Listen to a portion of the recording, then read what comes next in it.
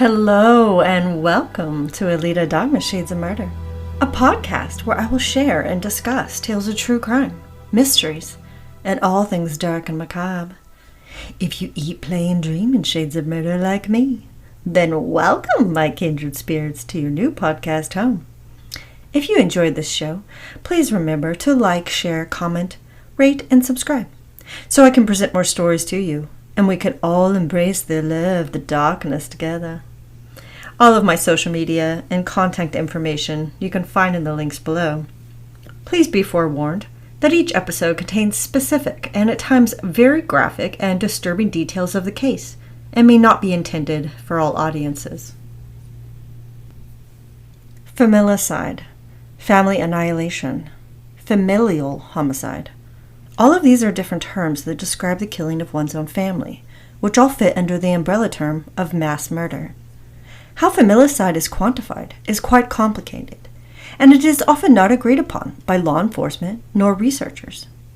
Some use familicide as a term to define the killing of family members, which can encompass a wide range of related offenses. These can include parents who kill their children, also known as filicide, and may also involve crimes where children kill their parents, which is called parricide. Or it may include any perpetrator within a family who takes the lives of another family member, including that of the extended familial circle. Familicide is very rare, but more than 50% of all mass murders within the U.S. involves the killing of one or more of their family members. Take the monstrous, twisted individual behind the Sandy Hook tragedy, whose first killing that day was the murder of his own mother. The media has barely focused on this fact. This is understandable, of course, given how he committed the most heartbreaking and senseless of crimes that day. But it is interesting to note that the crimes which unfolded that day began first within his own family. The definition of familicide, and therefore the statistics, are often met with obscurity and confusion, and are often embedded within the hierarchy of other crimes. This makes the real number of familicide acts very difficult to measure. In a study on familicide conducted between 2000 and 2009, there were 629 incidents, with 207 that involved the murder of the spouse or intimate partner and at least one of the children. The high majority of the recorded acts of familicide are committed by the father or a primary male figure of the family. Due to this fact, studies on women who have committed familicide are very uncommon, and thus the literature is minimal. However, it is estimated that women comprise as high as 5% of the perpetrators of familial homicide. Interestingly enough, women are overrepresented in the murder of family members. This means that female homicide offenders' victims are predominantly their spouse or an intimate partner or exclusively their children. Having their victims be both their partner and their kids is extremely rare and almost unheard of. The case of Isabel Martinez is an exception to this rule. Loganville, Georgia is a quiet little town with around 15,000 citizens centrally located between the larger cities of Athens and the capital Atlanta. The town's official motto is, quote-unquote, where people matter, which signifies the importance it places on traditional values and principles, in particular God, schools, and family. On July 6, 2016, this hometown community would forever be shattered by a family massacre. As dawn began to peek its way into the sticky warm summer night, somewhere between 2 a.m. and 4 a.m., a wife and mother of 5 young children would brutally attack, one by one, her entire family as they slept. Yielding a serrated kitchen knife, she ambushed and viciously stabbed all 5 of her young children in bed. When her husband awoke to witness this nightmare, he pleaded with her and begged her to stop. Her husband, Martin Romero, attempted to escape her and get help, but Isabel attacked him, stabbing the father of her children into eternal silence. The mother called 911 afterwards and frantically reported that her entire family had been fatally stabbed. When investigators arrived, she was found cutting away at her own wrists. She initially told the DFCS investigators, which is the Division of Family and Children Services, that someone else had come into their home and slaughtered her family. Isabel Martinez swore that it was a family friend who came around regularly, although she would not identify them by name. Little did she know that her second oldest daughter, Diana, had survived. Diana Ramirez's account of the night's events goes as follows. The little girl, who was only 9 years old at the time of the attack, awoke in the middle of the night to see her mom grab a knife from the kitchen and calmly walk towards her in the bedroom. Her mother, the woman who had fed and clothed her and tucked her and her siblings into bed at night, now held her close with a knife pressed to her. She whispered to Diana, "Forgive me, I love you. You are going to the sky to see Jesus," and then plunged the knife deep into her daughter's flesh. The terrified little girl cried and told her mother that she did not want to go see Jesus. Isabel dragged Diana into her own bedroom so that she could watch her husband wake up and show him what she had done. Her father, Martin Romero, flew to the living room in an attempt to escape to get help, but as he reached the door, Isabel stabbed him repeatedly until he died on the floor of their mobile home. When her baby brother, 2-year-old Axel, awoke, Isabel stabbed him and then held his tiny nostrils together tight so he could not breathe. She then watched as her toddler gagged and choked on his own blood. Diana continued to watch in horror as her mom stabbed her 2 other brothers, Dakota and Dylan, and then her sister Isabella. She recalled how her mom stabbed each of her siblings and then suffocated them until they stopped breathing. She then carried them one by one into her parents' bedroom and laid them all together across the bed. Isabel Martinez placed a Bible upon each one of their chests. This pending tragedy was rampant with warning signs and messages of doom days, if not even weeks before. From the words of Isabel Martinez herself, she had warned several people in her life what she intended to do to her family. Her father had died a few weeks prior, and the sequence of events after that would unfold like a trail of breadcrumbs to her act of familicide. Isabel Martinez was a deeply religious Christian woman. She was consumed with the notion that her father's soul was in jeopardy since he had been a practitioner of witchcraft in their native land of Mexico. Witnesses claimed that they watched her light candles in church and burn her hands with the flames as she obsessively prayed for salvation for her father's soul. For Isabel, she believed that such a sacrifice in the form of her own pain would help her father find his way out of the pit fires of hell and into heaven with God. Now, preceding the events of familicide, Isabel had conveyed to an employee of the Division of Family and Children's Services that she had felt a devil-like force attempting to lure her children away while they played in the ocean on a recent trip to Savannah, Georgia. It is beyond my understanding how such a delusional and creepy expression made by a mother about her own kids was simply ignored. That it was ignored by an employee of an organization whose primary purpose and thus responsibility is to protect, support, and preserve families warrants, in my opinion, that this individual be held partially responsible for their deaths. To me, this person's actions, or rather their lack of intervention, falls within the parameters of mandatory reporting, which they should have been held accountable for. Mandatory reporting varies from state to state, but it is a statute that essentially holds all adults responsible who are in a position where their profession is frequently engaged with children. Under this law, such persons are required and can be held liable if they fail to report any known or suspected maltreatment or abuse of a child.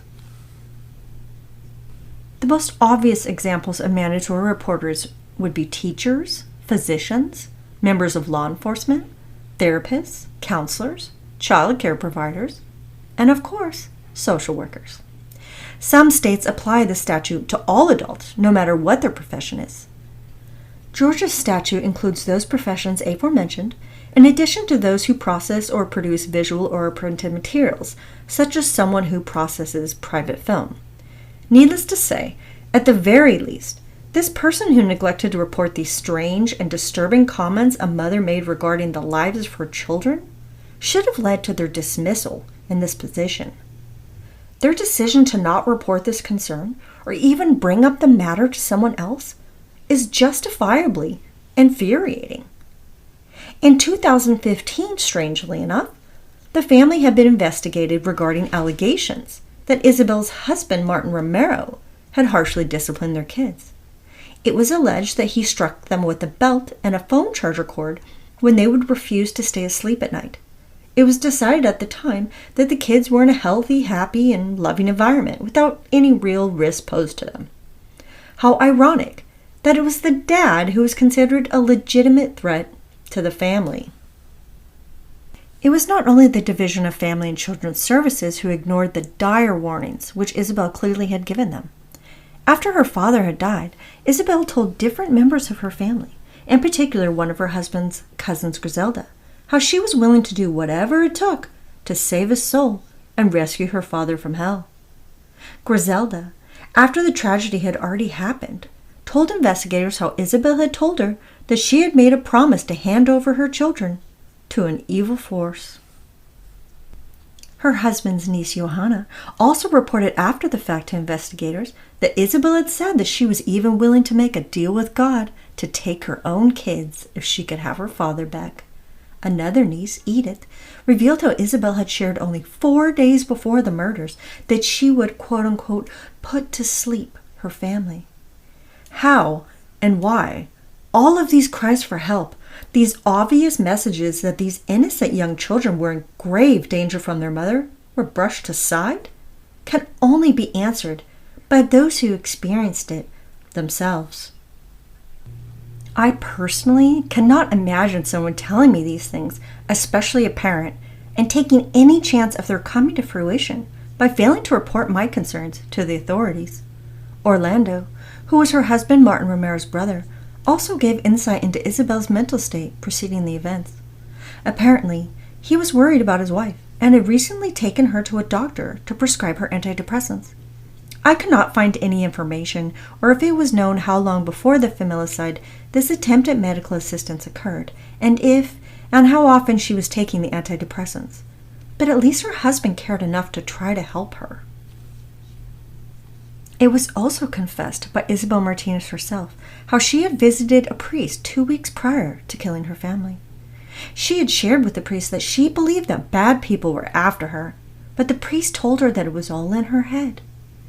Even if hypothetically it was only in her head, that does not negate what Isabel Martinez was feeling and experiencing, much less did it prevent the violence that culminated from her mental state. Isabel communicated to the investigators that she had sought salvation for her husband and children, and that she believed she did what was right in order to achieve this. However, I cannot help but ponder upon how this statement contradicts her conveyance to several people in her life, as they reported to the officials after the crime had been executed. Isabel was willing to sacrifice her children and her family for her father's salvation. Why were these kinds of conflicting, if not outright misleading and suspicious statements of the possibly true motive behind Isabel Martinez's actions never used by the prosecution? Why did the state attorney not use this information to poke holes into and squash her use of the insanity defense in court? That they so easily accepted the insanity defense is really beyond my comprehension. Given the indisputable evidence that was provided by her surviving child Diana to the investigators, Isabel Martinez did finally admit the truth about murdering her family. For the murders of her husband Martin Romero and their 4 children, which included Isabella 10, Dakota 7, Dylan 4, and Axel, who was barely 2 years old, she was charged with 5 counts of murder and 5 counts of malice murder. Malice murder, according to Georgia law, equates to the totality of the circumstances. The totality of the circumstances within criminal law means that the sum of all the elements of the criminal act involved had demonstrated that the killings were evident of an abandoned and malignant heart. I will break these components of the criminal law into more digestible parts for you. First, mens rea, which is Latin for guilty mind, is one of the 2 most important elements which constitutes a criminal act. In the criminal law, mens rea describes the offender's state of mind, and indicates the degree to which they had knowledge of their actions and their intent to fulfill the act. Now, under the Model Penal Code, which is the proposed criminal code that states can choose to apply to their own laws, there are 4 levels of mens rea. The first being purpose, or with intent. The second degree is with knowledge of the crime. The third level is recklessness. And the fourth is when a crime is caused by negligence. Isabel Martinez's mens rea was shown that she had acted with purpose demonstrated by the premeditation of the act. The actus reus, which in Latin is the guilty act, is defined by the actual crime and the actions it involved. In this case, her actus reus involved the murder of her husband and 4 children. Aggravating factors describe the circumstances in which the crime was carried out, which can increase the level of culpability and escalate the severity of the punishment a convicted defendant can face. For example, aggravating factors in a crime may include the use of a weapon in carrying out a robbery or sexual assault, a hate crime, or a crime carried out with excessive use of violence. In Isabel Martinez's case, the aggravating factors were the sheer brutality and heartlessness she exhibited when she executed the crime. Combined, these elements of the crime defined malice murder. She was also charged with 6 counts of aggravated assault and indicted for the attempted murder of her 9-year-old daughter Diana. Isabel entered guilty based on insanity pleas to all 5 counts of murder for her husband and their slain children, guilty to 1 count of aggravated assault, and to 1 count of cruelty to children for stabbing Diana. There were several extreme signs of Isabel Martinez's mental state and signs of psychosis before the massacre as previously discussed, as well as after the killing, which she is now known for notoriously displaying at her courtroom hearing. Inside the court, in front of the judge and the press, she smiled jubilantly, placed her hands in a mockery of prayer, waved, and gave a big thumbs up to the media. She performed in front of the camera and informed the judge that she did not need defense counsel. The district attorney decided that based on the clearly poor state of her mental health, that the state would not pursue the death penalty. I don't doubt that she was mentally ill, but the premeditation, calculated planning, and the execution of the crime raises some serious questions for me. Isabel carried out the murders, calmly called the police to report that someone else had done it, and then once her daughter told the authorities what actually happened, she feigns insanity and puts on a very publicized theatrical production of this mental illness. Maybe I am just cynical, but her behavior before and after does not simply equate to a mentally insane woman to me. If I had been the district attorney, I would have had several psychiatric evaluations conducted and inquired with behavioral analysts and criminal profilers to help gauge alternative motives to the commission of this crime. 2 years after the slaying of her entire family, Isabel Martinez, who was now 35 years old, was sentenced by a judge to 5 life sentences for each of her family members' lives. In addition, she was given 21 years for the other charges of assault and cruelty to a child. However, the actual punishment she faces is a 30-year minimum sentence in a mental health facility with the possibility of parole. Since she is an undocumented immigrant from Mexico, if Isabel Martinez is ever released on parole, ICE would deport her back to her native country. Still, the sentencing is a bit convoluted and does not give proper justice to her 5 victims when she has the potential to be out of the mental health facility by her 60s. For some of you, it may not be all that surprising to hear, given the level of violence our country engages in. But the United States has a significantly higher percentage of children who are murdered than other nations of a comparable level in regards to culture and economy. What can be shocking, or at least is horrible to hear, is that children are much more likely to be the victims of homicide by a parent than any other perpetrator in their life. For some perspective, a 2012 study by Hatters-Friedman revealed that for infants, the rate of homicide is 8 out of 100,000 in the U.S., where in Canada, it is 2.9 infants who are killed out of every 100,000. On average, there are around 500 arrests for filicide, which is the intentional killing of a child by a parent, every year in the United States. As a child ages, their chances of being murdered by their parental figure decreases greatly. However, the manner in which they die is much more severe if they are killed as older children. Interestingly, and horrifying to learn, is that 90% of offenders who kill their children are the biological parents of their victims. Once again, as in so many other related crimes of abuse and violence, those closest to us, in particular our biological relatives, are the biggest threat to our well-being. In a 2007 World Psychiatry study on maternal filicide, it was identified that the most common motivating factor when a mother kills a child is that she is under the unwavering belief that it is best for the child to die.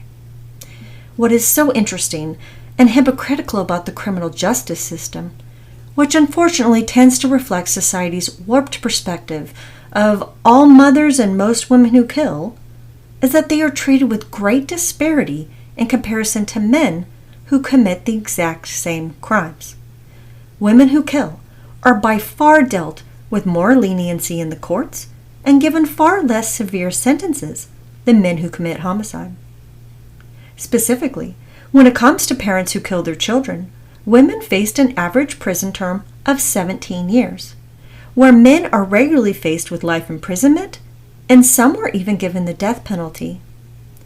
Studies have also shown that women who kill their children are handled and perceived by the courts and often the media as an individual who is mentally ill, deranged, or crazy. This could be because women who kill, especially mothers who kill their children, don't tend to fit within the tightly constrained gender boxes and roles women are expected to fit into in our society. This disparity is rooted in the patriarchal misconception that all women are nurturing and are born to be caring and loving mothers. According to Philip Resnick, a professor of psychiatry who spent more than 4 decades studying and analyzing parents who murder their children, there is no greater success when utilizing the insanity defense like when it is used by a woman who kills her kids.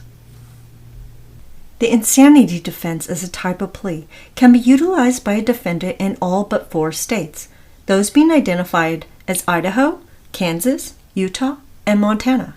There are many people in society, likely fueled by the salacious and often inaccurate media, that there are tons of criminals who escape true and just punishment by pleading not guilty by reason of insanity. However, this is a gross misperception. In fact, empirical evidence, which is simply data or statistics gathered by research conducted, shows that the insanity defense is only used in about 1% of all felony criminal cases. Within those cases, it tends to be successful in about 20%. In other words, out of 1,000 defendants being prosecuted for what is most likely an extremely violent offense, only 2 or 3 are found not guilty by reason of insanity.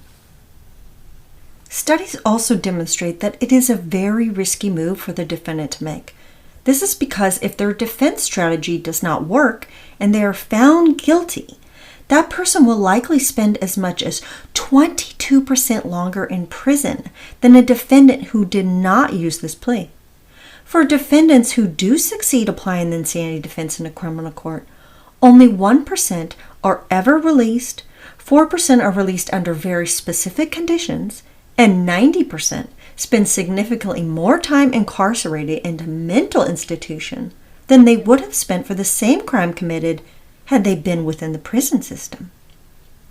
When the insanity defense is utilized for violent crimes other than murder, the period of confinement within a mental hospital can be twice as long versus a convicted individual's time in prison.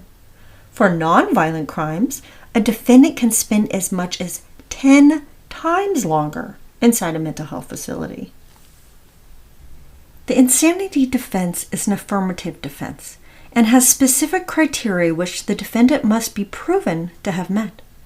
Since most defendants plead not guilty by reason of insanity, their trial is bifurcated, which means it is conducted in 2 stages. The first stage is when the jury or trial judge determines whether the defendant is guilty or innocent. The second stage involves determining whether the defendant was legally insane when the criminal act was committed. The burden of proof is therefore placed upon the defendant to provide evidence that demonstrates that they were so mentally ill or so defective that they were incapable of having the mental capacity to commit the crime. This means that their mental or psychological condition or disease ultimately tainted their mind to such an extent that they were unable to decipher or understand what is deemed as moral, and that their actions were wrong. In contrast, a defendant who pleads guilty by reason of insanity admits that they committed the crime, but that they lacked the mental capacity to understand right from wrong. The 2 most effective insanity defenses are for women who have committed altruistic filicides, which are defined as the murder having been committed in the best interest of the children. The second type are those categorized as acutely psychotic, which is defined by mothers who have hallucinations and messages which they hear, whether their origin is from a dark or light force to kill their children. These types of filicide perpetrators are described as women who don't attempt to conceal their actions, but rather seek immediate help and confess to what they have done. However, in the case of Isabel Martinez, she only admitted the truth once the horrific facts of what she had done were laid out to investigators. Her brave little daughter Diana, who narrowly escaped her mother's attempt on her life, is maybe the only reason Isabel confessed. This places into question serious doubts about her intentions of concealment versus a sincere confession. The insanity defense is even more successful when the mother has planned a filicide suicide and has made an attempt to end her own life. It was also reported that 69% of these women were suffering from auditory hallucinations, such as a voice they heard instructing them to kill their children, and 74% were found to be delusional. The most successful of such psychotic mental states involved women whose beliefs were based on the death of the child or children being the answer, the sacrifice, if you will, for the soul of the child, or even to save the entire world. Severe depression has also been found to be a very strong factor in the state of delusion that has been determined to be necessary for a successful insanity defense. Depression can warp an individual's perspective and thought processes, making the offender believe that it is the best interest of the child for them to be in heaven instead. This is evidenced through the infamous child-killing mothers Andrea Yates and Deanna Laney. There are also many other women who have been sent away to a mental health facility instead of prison for the horrendous acts of violence they committed against their children. Isabel Martinez was openly willing to sacrifice her entire family to save the soul of her recently deceased father, whom she believed was suffering in hell. It was not so much to save her children's souls that she murdered them, but rather to save that of her father's. To me, this does not equate to the same belief system that other delusional and extremely religious mothers have held who have committed filicide. There is no question that Isabel Martinez was depressed and suffering from some kind of delusions. Something in her mind led her to believe that she could bring salvation to her father through the deaths of her own children. Only Isabel Martinez herself can share what those delusions were at the time, and how deeply those impacted her mental state. Only time and her psychiatrist will be able to determine if her mental condition has improved to the extent that she is deemed no longer a threat to herself and others in society. I am not a therapist or psychiatrist, but I cannot fathom how it is possible to release anyone out of a mental health facility who planned and carried out the massacre of her own children. How can 30 years potentially be enough to justify that such a person be allowed back into society and give them a chance at living the last of their years in freedom? There is something gravely wrong about how our criminal justice system can incarcerate an offender for a non-violent crime, such as drug trafficking, for more time than this woman will possibly serve. There are already known cases of maternal filicide where the perpetrator has been released from a mental health facility and is now free to live their life. I will not begin to travel down this road of the endless miscarriages of injustice our criminal justice system has dished out over the centuries. At least not this episode. After the nightmare which her life had suddenly become, there was hope and positivity in the surviving daughter Diana's life. She was now given a new home by her aunt and uncle, who took her in after the tragedy. In a post by the sheriff's department only a few weeks after her mother murdered her siblings and her father, the officers involved in the case came by to visit the little girl. They surprised her with a bounty of gifts that were donated by people in her community. The officers were very surprised to see how fine Diana seemed to be. As you can see from the images in the link, Diana radiates health and happiness. She appeared to be adjusting amazingly well to her new family and life. There is something almost jarring and quite unexpected about this story ending with a sign of hope. But Diana absolutely deserves to have the best life possible. Only time will tell how much trauma this poor child has deeply suffered, and on levels she may not even be conscious of until she fully matures. Hopefully, her aunt and uncle will encourage her to talk about what happened, have regular therapy sessions, and perceive her journey of long-term healing seriously. I am curious what all of you think about this case.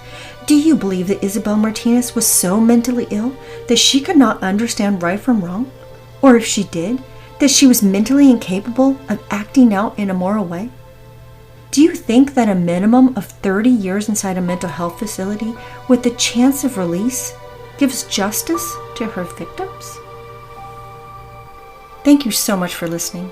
Please feel free to reach out to me with any questions, comments, and suggestions you may have for the show. You can email me at AlitaDogmaShadesOfMurder@gmail.com and find me on Instagram and Facebook at AlitaDogmas_shadesofmurder. I appreciate each and every one of you for being here with me, and I am beyond thrilled to be your host. Until next time, be safe and watch out for shades of murder happening in the streets, next door, and especially inside your own home. Alita Dogma's Shades of Murder was created, written, researched, and edited by Alita Dogma. Music composed by Ashar Danilian, courtesy of Pixabay.